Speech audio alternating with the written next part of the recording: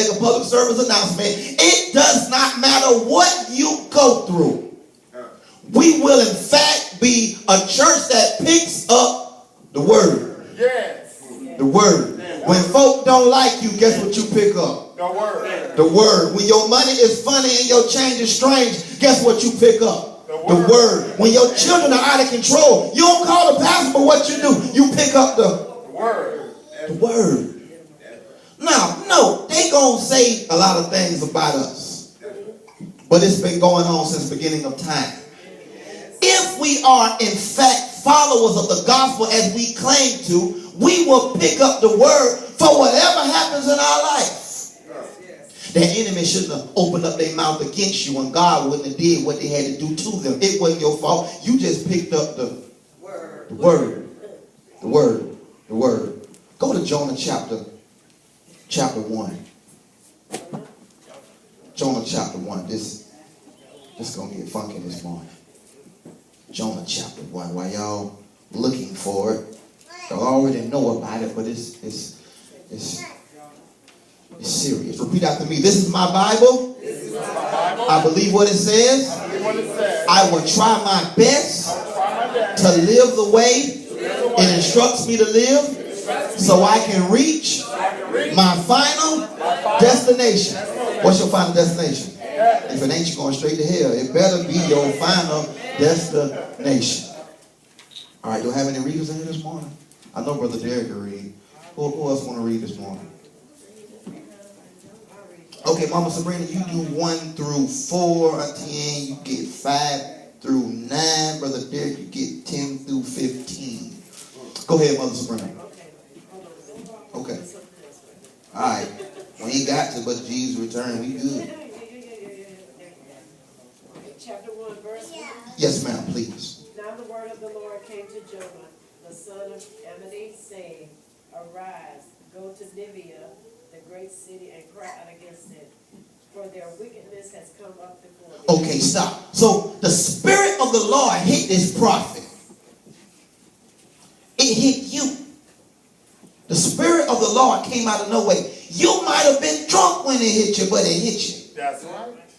Told you what to do, told you how to do it, told you how he wanted you to do it. Watch what it says. It came to Jonah, the son of the Ammonite, saying, Arise, go to Nineveh, the great city, and cry against it, for their wickedness is come up before me. God wants you to go tell somebody else about their wickedness. Yes. Let's take our time with this. God wants you with your wicked self to go tell somebody else about what they doing wrong. First thing you thinking in your subconscious mind frame, they don't want to hear what I got to say because they know about me already. God said, I'm not worried about that. I told you to go. As well, the command given by the Lord, cry out against, was certainly not the word that the people of the city wanted to hear, to warn men of their sins and to tell them what they need to do. But guess what, y'all? Jonah has an assignment. Look at your neighbor and say, I have an assignment. Everybody that hears my faint voice has an assignment. My assignment might not be your assignment and vice versa, but you still have an assignment. Watch this. It's normally met by hospitality. It's normally met by hospitality to different people. But in this particular day, prophets were being killed. Yes, they were. Prophets were being killed because they were telling the truth. It's a sad thing when you tell the truth and people shoot you down.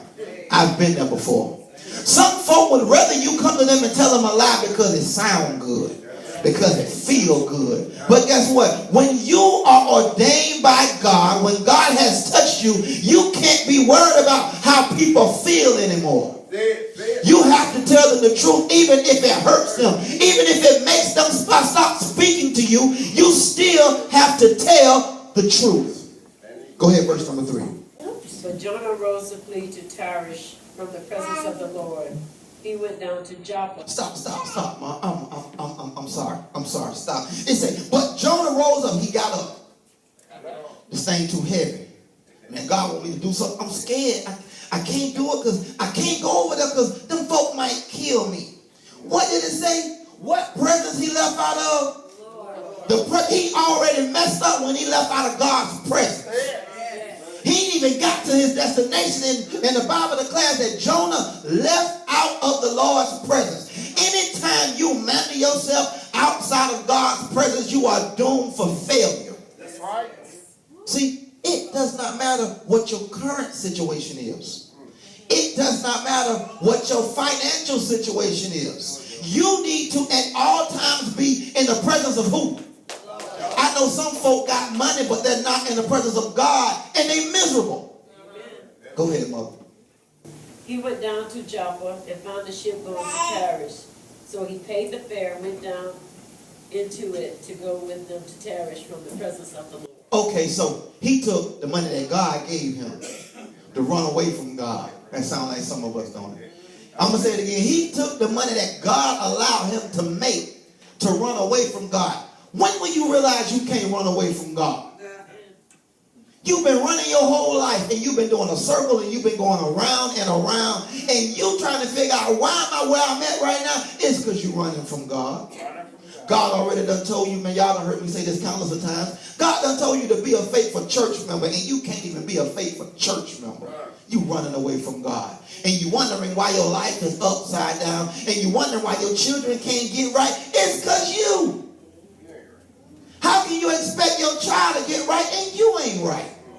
But we beat our children upside the head telling them what they should do. I had somebody tell me up under the tree, back in the day, it was do as I say, not as I do. That touched me in a way like that was the stupidest thing I've ever heard. Somebody over there laughing, so y'all must know. How do you expect me to do as you say, not as you do, but I'm watching you? I need somebody to show me how to do it. Don't tell me how to do it.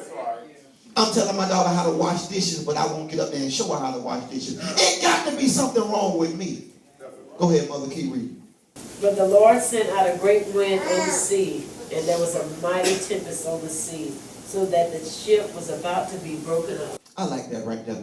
It said, but the Lord sent out a great wind into the sea, and there was a mighty tempest in the sea, so that the ship was like to be broken. It didn't say the devil sent it. Who sent it? The Lord sent it. The Lord sent this Jonah's direction because he was disobedient. And here we are lying saying what the devil ain't did nothing to you. You did it to yourself. The devil ain't did it. Jonah would have been fine if he would have went down there and did what God commanded him to do. But Jonah, like most of us, as my mother used to say, you smell your musk and you doing what you want to do. Now the sea is in an uproar. But guess what, y'all? If we go back to verse number 3, we understand Jonah's not on this ship by himself. He ain't on this ship by himself. Remember, the Lord told Jonah what he wanted Jonah to do. Jonah woke up and said, I ain't going that direction. He went in the opposite direction. God telling him to go east, he going west. God telling a bunch of us in here right now to go north, we going south and we hide. And you're trying to figure out, Lord, why me? Why shouldn't it be you? You should be catching hell. You should be broke. You should be miserable. You should be lonely. Why? Because God told you what to do and you did what you want to do. So now, Jonah's on this boat. I'm painting a picture, y'all. Jonah's on this boat. He's on this boat and all hell has broke loose. How many people do you have in your life? It seems like they just can't get right. And they stand at your house. I know that'll touch somebody. That's deep though. That's deep. But don't get mad because I'm telling you what we're talking about right now. They at your house, eating your food that God has blessed you with, running your cold AC, aggravating you, and they can't get right. And now the storm has fell well. Say it, somebody. Wherever? In your house.